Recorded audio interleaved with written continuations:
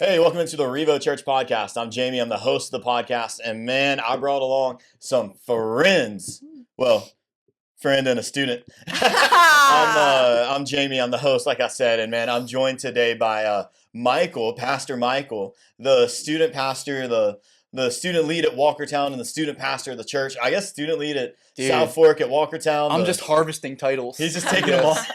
It's coming from mine. So I got Michael, and then immediately to my left, you may have seen her if you go to North Campus as the girl that runs around with brothers that are far cooler than she is. Yeah. You'll see her downstairs chasing children. Yeah. If I you do come on a love Wednesday that. night, you'll see her by herself because well, she's just that girl, you know. I'm joined by Kate Harrison. Kate, how you doing? I'm doing pretty well. How are you? Just good, embarrassed bro. her. It's okay. Oh man, that's how we That's- start. It's it's fine. good It's stuff, very man. true. I'm happy y'all are here because, man, I also do student ministry. I do it at the North Campus. I've been doing it for a while. Michael's been doing it for a while, and well, Kate has been in the student ministry for a while. So we got to pick on her a little bit. But I asked you guys to be here today because here's what we're going to be talking about. We are going to be talking about student ministry, but more specifically, we're going to talk about students and their role in the church as a whole. Yeah. Because here's what I think happens, and here's what I've noticed, and I'm sure that both of you would agree with me, that I think that there's this general consensus off the top of, well, students, they're important, but like, they don't really matter until they get a little older. Like, Yeah. they're students, like, it's, it doesn't really matter what you do. Like, once they get older, then, they start to become the church. Like, Mhm. once they get out of college, once they get married, then we'll start to be like, all right, they are part of the church. And I think that is something that just throughout all of America, specifically, because I'm not, I'm in America. Yeah. Throughout American churches, I think that has kind of become the stereotype or the stigma of students and student ministry. And so before we talk about any of that, before we talk about the roles, before we talk about what we are striving to do to help change that, I wanted to bring us to a text that Paul wrote to Timothy. It's 1 Timothy chapter 4, and it starts in verse 11, and I want y'all to hear what he said. And then I'll explain why we chose this section. Yeah. It says, command and teach these things. Let no one despise you for your youth, but set the believers an example in speech, in conduct, in love, in faith, in purity. Until I come, devote yourself to the public reading of Scripture, to exhortation, to teaching. Do not neglect the gift you have, which was given to you by prophecy when the council of elders laid their hands on you. Practice these things, immerse yourself in them, so that all may see your progress. Keep a close watch on yourself and on the teaching. Persist in this, for by so doing, you will save both yourself and your hearers. We chose this section because here's what happens. Paul is writing to Timothy. That's why it's titled First Timothy. It's a letter to Timothy. It's the first letter to Timothy. But here's what's really cool about this. So Paul wrote this letter to Timothy while Timothy was the leader in the church. He was the head honcho of the church. Timothy was also a real young guy. At this time, biblical scholars believe that Timothy was somewhere in his 20s, so he's not quite teenager yet, but when Paul picked up Timothy and he started on the missionary journeys, Timothy was a young man. He was a teenager. And so now you have this young 20s to 30-year-old man leading a church full of older men, full of older women, and culturally at that time, you were not expected to listen to young people. If they were younger than you disregarded them. If they didn't have more gray hairs than you had, you disregarded them. And so Paul is writing to Timothy, who's the leader of the church, young man, and he writes right off the bat, verse 12, let no one despise you for your youth. Let no one despise you. Let no one go against you because of your youth. Timothy is being charged to do the things of God. Timothy is being charged to go. He says, be an example in speech, conduct, love, faith, purity. He says, practice these things, do these things. Paul is writing to Timothy and he's telling him, here's the reality. Just because you're young doesn't mean that should stop what you're doing. Just because you're young doesn't mean that you're no less important. In fact, Paul writes and he says, man, if you persist in this, for so doing, you'll save yourself and those that listen to you. That if you are doing the right things, that people that hear you will see Jesus. And so Paul is writing this to Timothy, and man, I think that's the same sentiment we should have today as a church. I think we should have that same sentiment that we are called to not let people despise because of the youth. Just because you're young shouldn't stop you from serving Jesus. And so, man, when we think about that, Michael, what are some things that you think student ministry, especially at Revo, is striving to do to help students take their place in the church? Yeah. Because we don't want students to be cast off.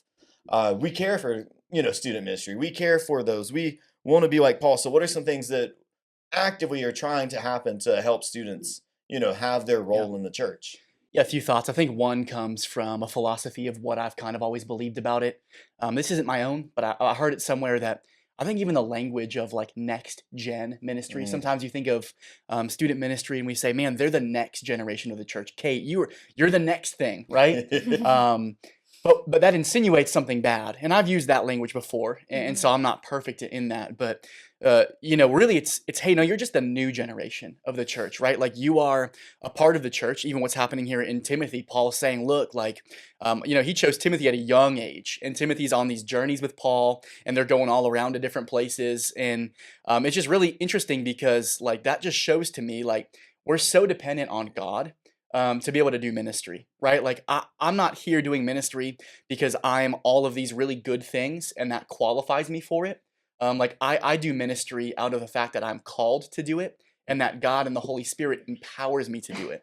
And so when you think about like the next generation of the church, no, it's like the new generation of the church. You are a saved, born again believer. Like you have the Holy Spirit living inside of you, and that alone qualifies you, right? So your age is irrelevant. Now age gives you experience. You learn things, and I would say that someone who's been walking with Christ for a long time has wisdom, and that's awesome. And we want to learn from that and tap into that. But just because you don't have that experience on this earth, if you are called and saved and accepted by Jesus, um, you have the ability to do ministry. You have the ability to make an impact in the church. And so at Revo, like some of the things we try to do that I know that is maybe not always popular or maybe not even always something that other churches do. One thing we really try to make sure is we try to leave Sunday mornings like a blank slate. Like I know some churches, and this is not a knock to what they're doing. Their mission might be different, their values might be different, but like we don't want like our youth program being on Sunday morning, because what that does is it continues to isolate the young generation and the older generation in the church. And so, like we believe Sunday mornings is an opportunity for students to attend services, to worship with their families, to worship with the older generation, to serve in a ministry, maybe our kids ministry, maybe production. We have students who sing and worship on stage, right? And so, like we believe that at a young age, we just want to see people getting involved in their faith. And yeah, there's a learning gap. Yeah, there might be some differences in maturity. But I believe that it doesn't matter how old you are. Your age is fairly irrelevant. As long as you have the Holy Spirit living inside of you, then you are equipped enough to do the ministry. Yeah, I like what you said, man. It being they're not the next generation. I think that's something that's often Yeah. thrown, even like outside of Christian circles, right? Just in general in the world, man. They're the next generation. Well, Mhm. no, they're the now generation. Like it's not the Yeah. next, it's the now. Kate, what do you think? Like, do you know, off the top, do you feel like that's something that you've experienced growing up that you've experienced maybe have people been like, well, you need to wait until you're older? Or do you feel like people have been more accepting of like, man, you're young, but come along, like let's let you do this. Like what kind of experience do you think you've had in that realm? Yeah, I definitely think that with maturity, when you start to try to do more and take on more responsibilities, there's certain things that just like the age number, just the number, literally, does limit you. And there's things like obviously like driving, stuff like that, having a job, and turning 18 and that kind of stuff. Like those things are very important. But here in the church, those things don't necessarily need to apply. Of like, oh, I don't need to be 16 to have responsibility in the church. And so I think it is very encouraging to be given responsibilities at a young age because it shows that those people are putting value into you. And so, like, I have felt very encouraged by like the church's willingness to let me work in children's Hmm. ministry. I started working in children's ministry when I was about seventh grade. Um, and so here it is, it's been 4 or 5 years. I've moved up from being like a helper who plays with the kids. That's still a responsibility Yeah. because you're influencing those kids.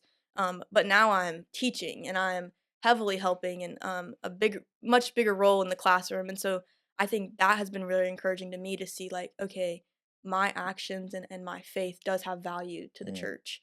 And so and those opportunities not only show me that I'm valued, but they allow me the space and the experience to explore like the spiritual gifts that God has given me. yeah. If I don't have any responsibility and I don't get to try things and to just get experience, then how am I? It's going to be a lot harder for me to know what God has called me to do in life, where He's given me the gifts of work and things like that. Yeah, Yeah. I think, y'all both mentioned, students serving. I think that's one of the things that, I look at Revo. Like that's the church we attend, that's Yeah. the church we work at. I look at Revo and I think Revo does a very good job of allowing students the space to serve. Hmm. I think about it at our South Fork campus. We have multiple students that are running the cameras for the live stream, that Mhm. are working in the production and sound booth. We have students that know how to do the lights better than some of the adults that have been doing lights because they just know technology and they're using their gifts in that manner. We have at Walkertown the same thing. We have students that are serving in production. We have a student that sings on stage, worshiping the Lord and leading others in worship as a student. Hmm. Crazy. And then at North Campus, we have students again running production, doing this, and then across all three campuses, we have students in our world serving with the younger kids, Hmm. serving them and leading them. Rather, like Kate said, just a helper, playing with the kids, having fun with them, or even to the point where they're leading the room, where they're leading the discussions and seeking them. And so, do you feel like that's something that in student ministry has been something that has been pushed? Like the statement is, was it taught or was it Mhm. caught? Do you think serving was taught, or do you think serving was something that was caught? Because I think that for Revo, it's very evident that it's become the DNA, especially for our Hmm. students, because we see students serving in all capacities. But do you think that was something that was taught, or do you think it's something that was just a cult where they saw it and said, "I want to do that"? Kate, I'd be interested to hear your perspective first on that.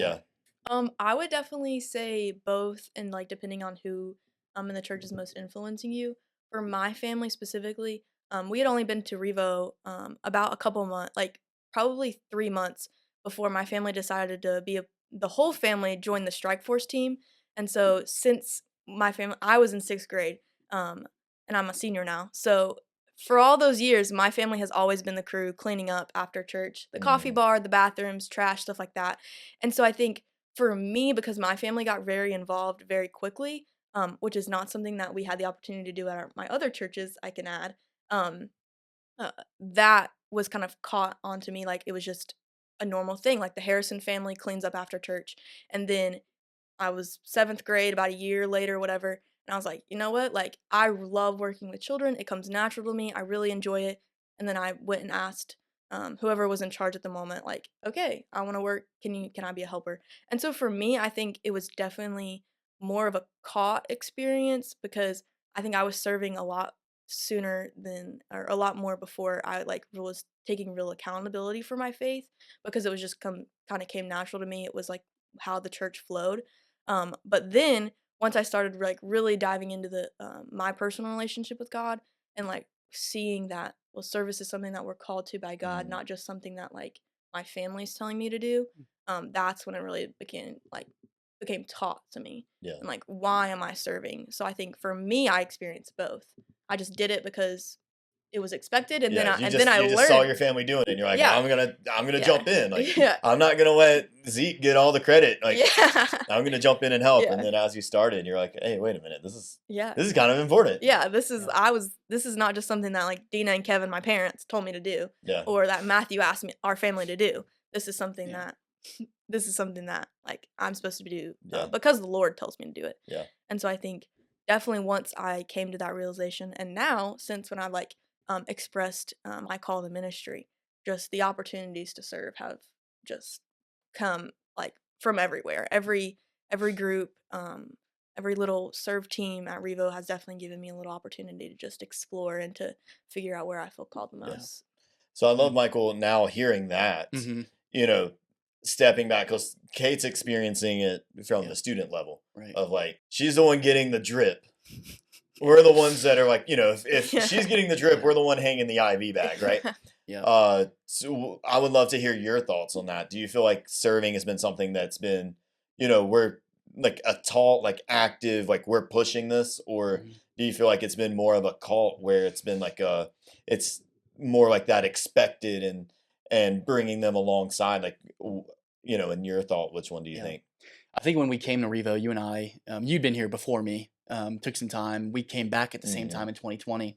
I think we inherited a pretty good culture Yeah. of a church that serving was caught.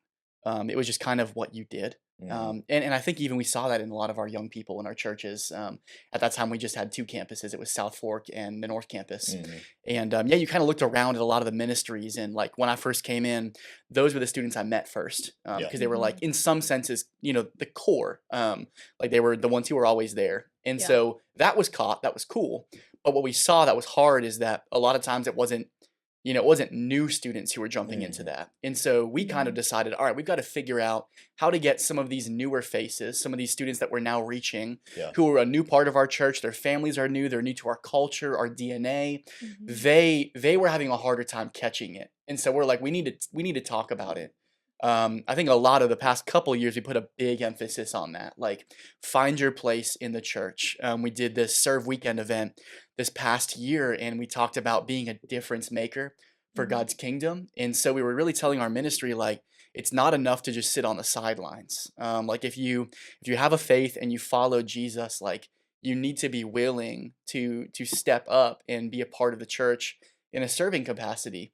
And I think what we ran into is we say that was a good thing, but we're like, man, we need opportunities Yeah. now. Like Mhm. we're telling students they need to do it and they're wanting to, but like we got to figure out where to put them, And so it's like, can you like hold a door open for somebody? And like, Yeah. we're kind of at capacity in this our world room. Could you like, I don't know, like organize, stuff so that we're ready to go for the next time? And Yeah. we had to really get creative with it. But I think the interesting part about that is that's creating that DNA and that culture Mhm. of saying, look, Yeah. like even if you're not the most sharpened or polished, like Mhm. it's still important that you're doing something. Yeah. Yeah. And that's what you even said. It's interesting. Like you started out as a helper, and maybe that was your capacity. Maybe your capacity was a little higher than that. But you're like, I'm going to start as a helper because that's what they need. Mhm. But then you get in there and you do it, and you do it over and over and over again, and you get more responsibility and more Yeah. responsibility. Start And to that's learn more the and more. that's the thing about it, man. Is like Yeah. you look at students, and sometimes we might not make them a part of the church because they're Mhm. not ready.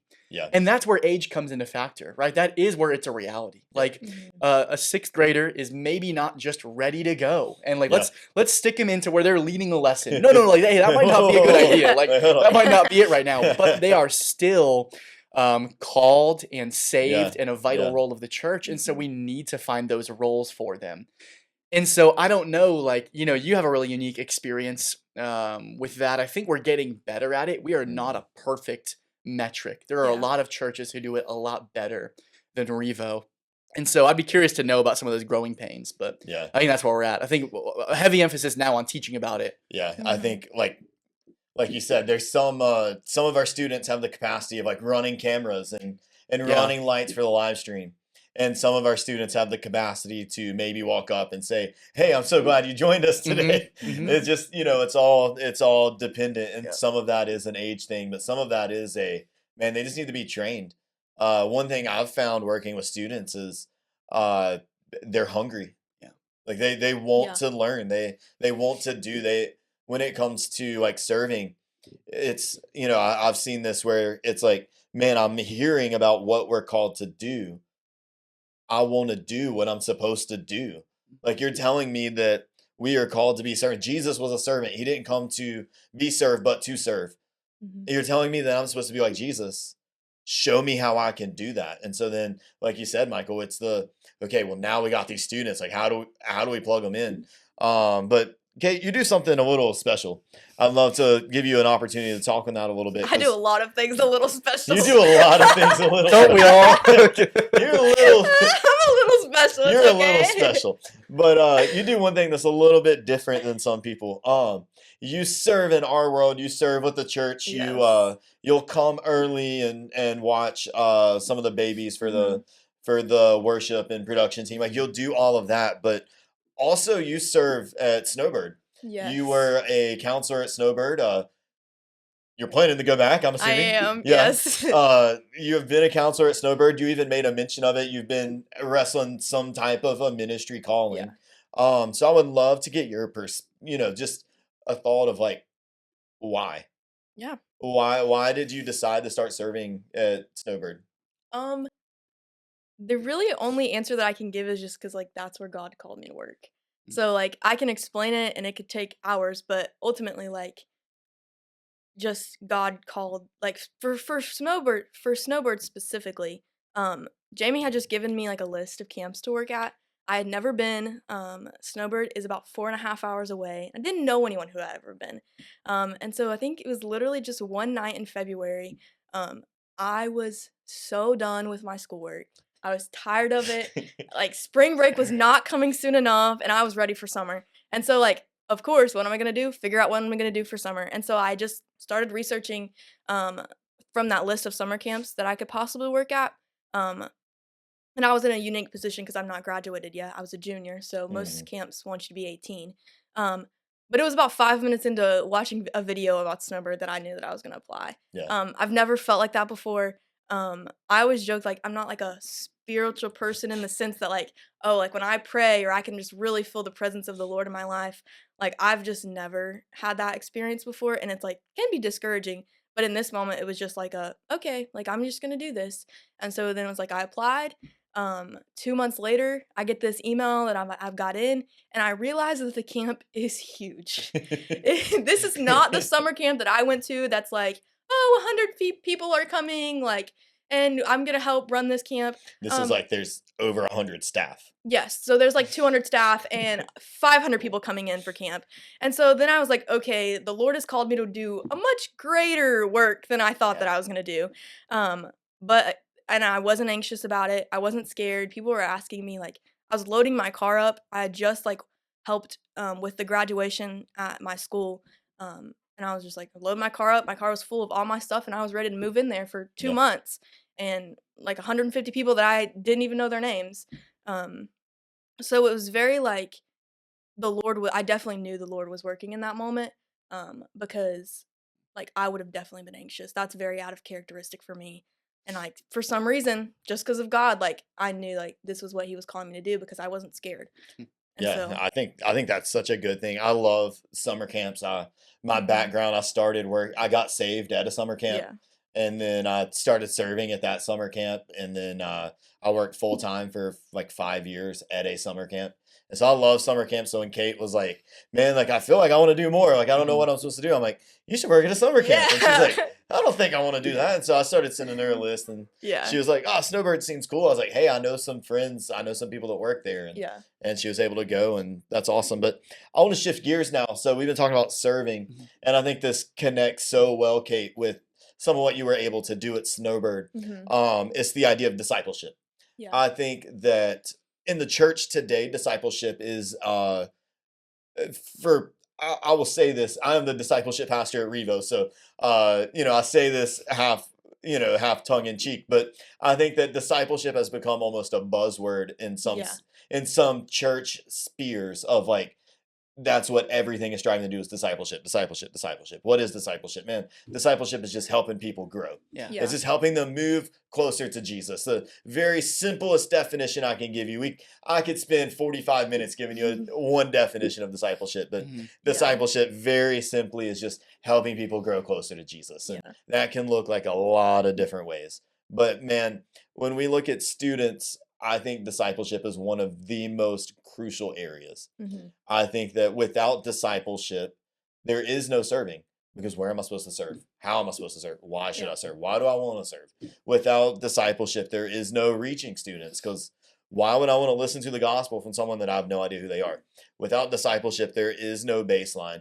And also, by the way, Jesus commands it. Matthew 28, the only command in Matthew 28, 18 through 20 is make disciples. Mhm. In the Greek, it's the only thing that's a command.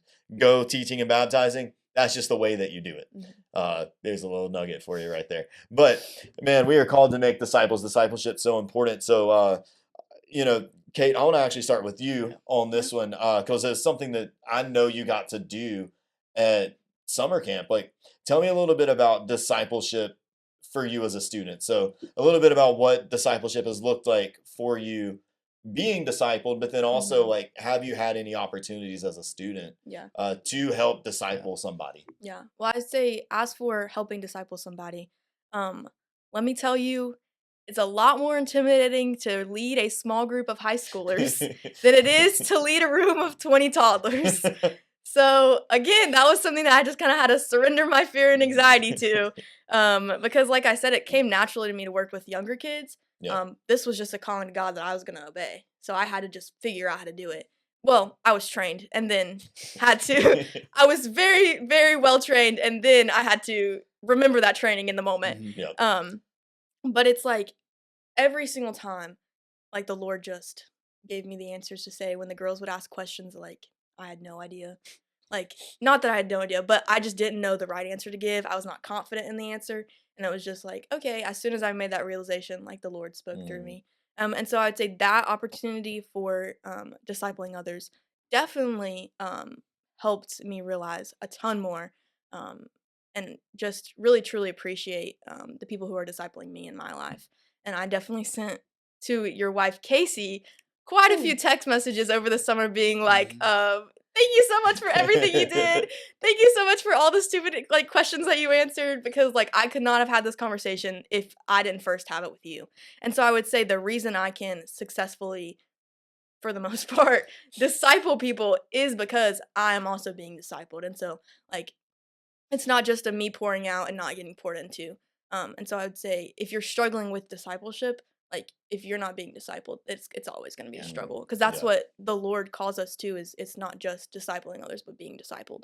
And so I'd say that's how I have that important is what I've Mhm. taken from it is just like I need to be discipled at the same time. Yeah. And from that, when you're looking for someone to disciple you, for me, I wasn't necessarily looking. It just kind of found me, and the Lord was like, "Hey, here you go." It was kind of like a slap in the face. But for those who like want to be discipled, you really need to understand like what discipleship is, kind of like you talked about, because it's not just like the easy conversations of like Yeah. get to know me personally. Like you can encourage me every once in a while. Like if you're not willing to be uncomfortable and have the uncomfortable conversations, you're really just not going to grow. And so Mm, I would say for students specifically, like if you want to grow in your faith, you have to learn to be uncomfortable yeah. sometimes. Um, That's good. and so like that's a huge piece of advice for like that I can give someone as someone being discipled. Like it's not gonna be fun. Yeah. Like It's sometimes like not I always love Casey it's with not my always whole heart, beautiful. Yeah. but sometimes she really makes me mad because Mhm. she's like has to call me out sometimes. Yeah. And then I look back and I'm like, thank you. And I'm like, but I'm like, don't. In the moment you're like, why? Yeah. And then you're like, okay, thank you. That was Okay. actually Yeah. good. Mhm. Man, Michael, I'd love to hear just you know, discipleship's important. We talk about that. It's Yeah. a big thing in the church. What are some ways that the student ministry is striving to make discipleship?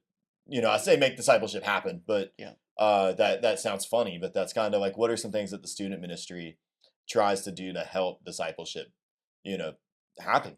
Yeah.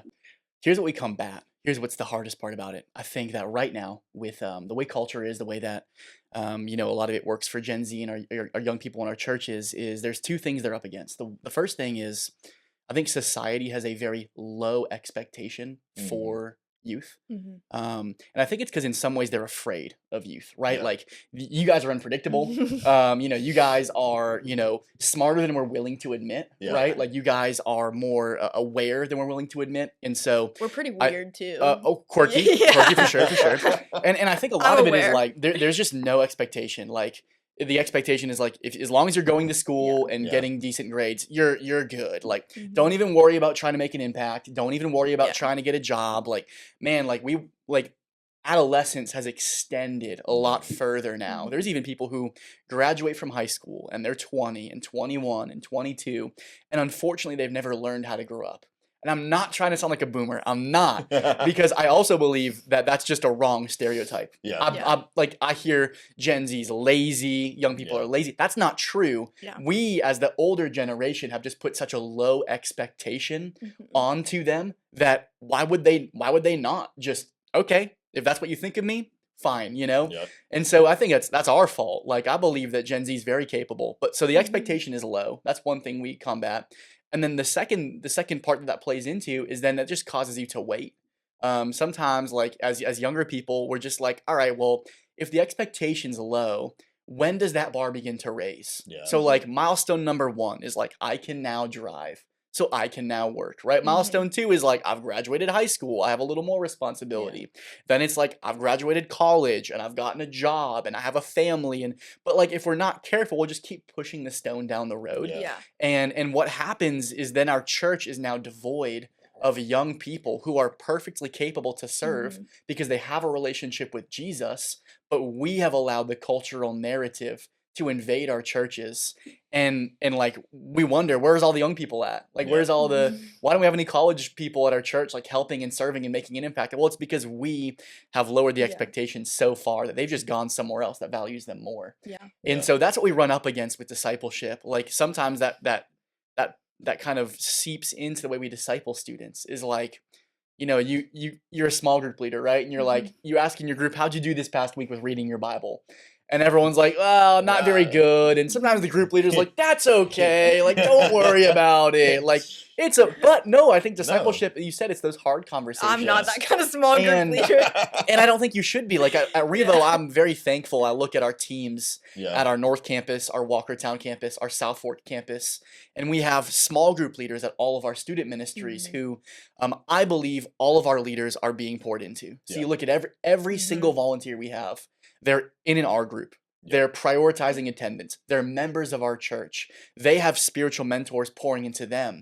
And then they, in turn, reciprocate that on a Wednesday night. And that's a lot of where our discipleship comes from. But even a step further, it's like those texts throughout the week. Right? You said, like, Jamie's wife, Casey, will hit you up and be like, yo, Kate, we talked about this on Wednesday. How are you doing with that? Like, you know, be honest with me. Don't lie, because I know where you live, right? And so it's like those conversations happen. And that's where a lot of the discipleship takes place. And I just believe if we're not discipling the younger people in our church, how can we expect them to make an impact in our church? And so, like, really what I'm trying to say is, like, equipping the next generation, the new generation of Christ followers, it lives and dies by upper leadership and by older people. Are we willing to let you in? Are we willing to do the work to bring you guys along? And so I don't want to hijack anything, but Kate, I would be curious. Where have we not done a good job at that? Like, what have you experienced where it's like, hey, this would have helped me if I had this younger or whatever. Like, where can we course correct in general? I would definitely say that one thing that kind of has been in my mind ever since we were back and bouncing back and forth is that, like, it is not just, I would say, the REVO staff's kind of job or calling from God to pour into us. If you're sitting in the church as a member or just like pouring into the church and wanting to be a part, like it is not just their jobs to do that. I think you are also called to do that too. And so it does very much stand out to me if I get a text from someone who is not on staff to checking in on me, or from a text, just even if it's like, I did a 21 Days of Prayer podcast. The people who are texting me, hey, good job. Like, the people who, of the staff, of course, thank you so much. But it's also like your job. But like the people who... I actually didn't text Kate to say good job. I'm sorry. No. You did a great job, I Kate. also did not. No, that's not what I meant. That's not what I meant. No, but like the people who took their time to kind of make that connection with me and have that relationship with me, those are the people who I really like. It sounds bad, but I think me and some of the other students will notice you more. And so like, you don't want to be like, I don't want to be mean and say like, we don't notice you, but we're very self-centered teenagers at some point. So you kind of have to make the first move, if I'm being honest. Like, a student who is kind of like going through their own stuff, who is in a weird time of life where everything's changing, they don't really know where their place is. It's going to be a lot harder for them to find their place if someone's not like, "Hey, like, I really know Wow. you. I know your struggles, um, and I know, like, your strength, and I think this would be a really good place for you to Mm, serve."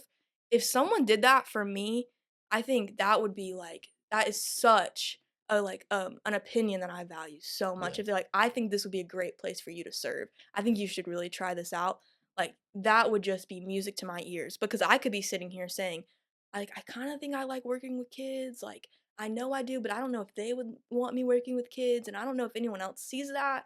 And, like, I'm really insecure about that. So, like, if someone came Yeah. in and just said, "Hey, this seems like it would be a good fit for you," Yeah. like, that would just, again, be so valuable to me. Yeah, I think that's so good, man. I think there's a thousand things we could go. There's a Yeah. thousand directions we could Yeah. go, and we could continue talking about this Yeah. stuff forever. But Yeah. Mhm. man, to wrap it up and close, I would love to give Michael an opportunity to Let's go. yeah, excited. I'm just ready. I would love to give you an opportunity to just challenge the church for a Oh, minute thank you. when it comes to students and student Yeah. ministry, because I think that in every church in every area, I think students is the ministry that is either forgotten the most, or in some churches is completely neglected, does not exist, or at the case of Revo, it's not neglected, it's not forgotten. But I think there's still a lot of members that they have no idea what happens on a Wednesday night. They have Mhm. Mhm. no idea what happens with students. And so I'd love to give you just a minute, 2 minutes to really challenge the listeners when it comes to student ministry. Yeah. First off, I understand. Like if you're watching this and you're a part of our church and you haven't done a whole lot to help with the younger generation, it's intimidating. It's scary. I get it. I hear from people, well, I could never, right? I couldn't relate. How could I ever make an impact? They're so much younger than me. Man, I've seen some of the most effective student ministry volunteers be some of our oldest members of our Yeah. church, and it's not because you need to be cool or hip, but like Kate said, hey, just man, we want to know. Like we want to know Mhm. how we can grow. We want to know our strengths and our weaknesses, and I think as the church you have an opportunity to share that. You look at the book of Titus. When Mm, you were talking, it's all I was thinking about was Titus, Titus, yeah. Titus. Mhm. And in Titus it Yes. talks about this kind of mandate for the church where it really needs to be the older watching out for the younger, Mhm. older women shepherding, discipling, loving younger women, and then the same thing with the men in the Yeah. church. And so like, you don't have to be a student ministry volunteer to impact our ministry here at Revo. Like you can just be an attender, someone who just kind of spectates on a Sunday morning, even. But man, realizing that if you are currently in a place where you know that you need a relationship with Jesus, like you're going to church on Sundays and you're plugged in because you know it's important for you. Think about someone 20, 30, 40 years younger than you. Man, what would it look like for us to set our young people up in our church with a strong, unshakable spiritual foundation, right? Mm, Mhm. And so, like, if you're like, how can I help? Just say something, yeah. interact. You don't have to know the lingo or the trends. Like, just say, hey, I so appreciate seeing you here this morning. Mm, Or maybe it's a young man operating a camera at South Fourth Alive. Hey, I appreciate seeing you serve. Man, you are making an impact. In our world, maybe you go to pick up your kid from our world lobby and, there's a teenager holding your baby, or there's someone who's trying to find your kid's diaper bag. Like, hey, I value what you're doing. You are an important part about making this yeah. church function. And it's those comments that, like Kate said, it helps students feel seen. It helps students realize that they have a vital role in the church. And I believe this is where the next generation lingo comes. I believe that when you are gone, right, when you are no longer a part of this planet, when the Mm, people watching this who are older and more mature in years are are not here anymore, you will be the ones quite literally leading the church. yeah. Mhm. And so we need to invest. It's important, and it's not as crazy as sometimes you might think. But it's a positive comment, encouragement. Like you're the mature ones, right? As the adults. So like we have the opportunity to speak in and speak life. So that's Yeah. where I leave it. I think that's good. This is Yeah. man, student ministry. It's a mixed bag, Hmm. because you get a lot of joy, there's a lot of fun, there's a lot of excitement. Yeah. Some of my favorite moments in all of ministry is seeing students find Jesus, and then seeing how quickly their life changes. Yeah. Seeing how quickly they go from doing this to doing that. And so, man, if you're watching this video and you're like, wow, I've never actually thought about student ministry. I've never thought about helping students. That has never been a thought, but now hearing it and seeing Kate and hearing and looking and realizing how many students are playing their part in the church, serving Jesus in the church.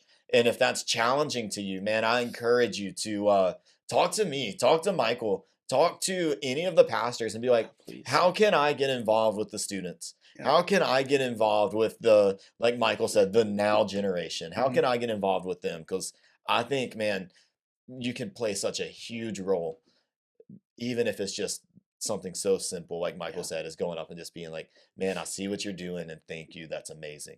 But man, this has been the REVO Church podcast, talking all about student ministry today. And join us next week. We'll see you then. Peace.